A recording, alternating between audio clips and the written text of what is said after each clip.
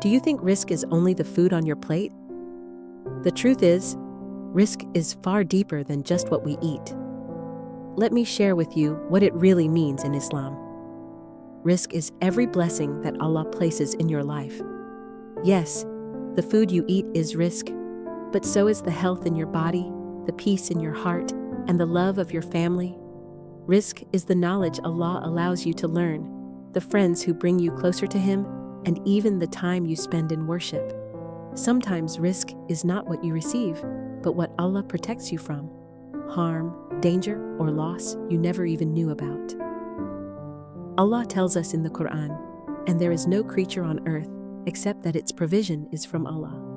Every breath you take, every night you sleep in safety, every moment of guidance that softens your heart, all of it is rizq written for you.